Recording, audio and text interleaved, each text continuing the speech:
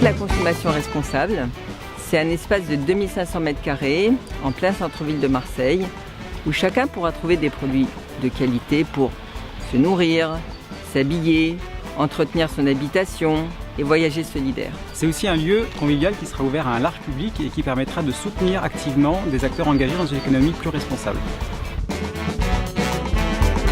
Saramani, c'est une ligne de vêtements qui est créée en partenariat avec un petit atelier à Dakar. À travers Saramani, l'idée c'est de remettre l'homme au centre des échanges économiques. Pour nous, ce qui est important, notamment, c'est la confection artisanale.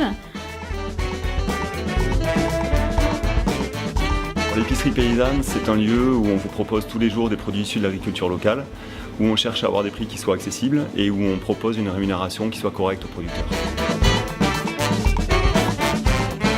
Les valeurs, c'est effectivement de soutenir une agriculture locale qui est en grande difficulté afin de promouvoir le principe de la souveraineté alimentaire au niveau du territoire.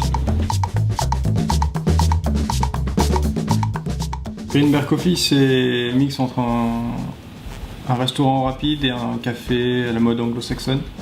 Tout ce que l'on prépare est fait sur place et exclusivement à partir de produits bio. Trilogique, c'est une ressourcerie. Donc, le concept de ressourcerie, à l'inverse d'une déchetterie, c'est de considérer les objets comme une ressource et non pas comme un déchet. On va collecter, trier, valoriser, revendre ces objets qui ont une seconde vie et faire la sensibilisation à la réduction des déchets. La boutique écologique est une SRL Scope créée en avril 2010. On distribue des produits non alimentaires, donc écologiques, produits d'entretien, soins du corps, vaisselle écologique. Le positionnement, c'est de proposer des produits écologiques qui soient fabriqués localement, donc de participer à la réduction des transports et de travailler avec l'économie locale.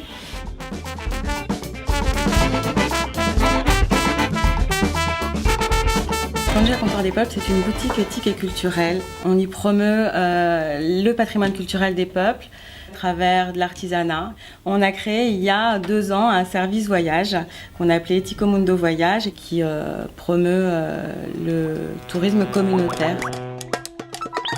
La Cité de la consommation responsable, c'est un projet qui nous tient fort à cœur, raison pour laquelle nous participons au comité de pilotage et donc au montage de ce projet avec l'association Regain. Ça permettrait, un peu comme on a sur Internet, quelqu'un qui est intéressé par le bio, il va aller sur un moteur de recherche bio, et il va avoir son objet de chez lui plein de possibilités.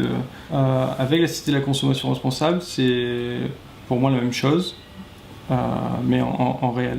L'idée, c'est effectivement de proposer une alternative sérieuse à la grande distribution, parce que la grande distribution est en train de mettre les agriculteurs locaux dans une grosse difficulté économique, et donc de pouvoir avoir un volume et un impact sur le marché qui soit réellement conséquent.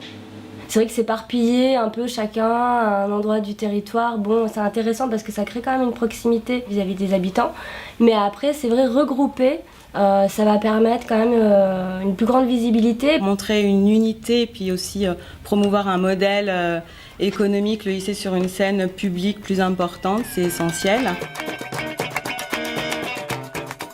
Expérimenter un nouveau mode de distribution qui va nous permettre, on l'espère, d'augmenter nos volumes, notre chiffre d'affaires. D'avoir peut-être plus de poids par rapport à nos fournisseurs, ce qui nous permet de plus être dans la négociation par rapport au projet qu'on a envie de défendre, et aussi évidemment par rapport au prix, ce qui nous permet de démocratiser nos produits. On veut grandir, donc intégrer la Cité de la consommation responsable, c'est passer à l'étape supérieure. On a tous le nez dans le guidon dans nos différents projets et je me dis que si on est ensemble sur un lieu commun, ça va être aussi plus facile de créer des dynamiques. C'est mutualiser un lieu mais aussi mutualiser des énergies, pouvoir échanger sur toutes les compétences qu'on aura chacun. Nous, ce qu'on veut, c'est un espace de vente mutualisé qui pourra accueillir plusieurs créateurs, qui sera des vêtements, mais ça peut être aussi des bijoux, des accessoires, etc., qui permettraient de se relayer pour les moments de vente. Je pense que dès le départ, il va falloir voir quelles sont les offres des uns et des autres et comment est-ce que chacun cible son cœur de propositions pour qu'on n'empiète pas, on va dire, sur le marché des copains. Depuis le début, on a vraiment senti que ce projet n'était pas un projet qui s'éparpillait. On voit à chaque étape que on prend les idées de quelqu'un, on essaye d'en faire quelque chose et que ça avance grâce à tous les acteurs. En créant cet espace collectif de démocratie économique, on propose une alternative à la concentration des pouvoirs et des profits qui caractérise le capitalisme actuel. Pour nous, c'est ça la vraie modernité économique.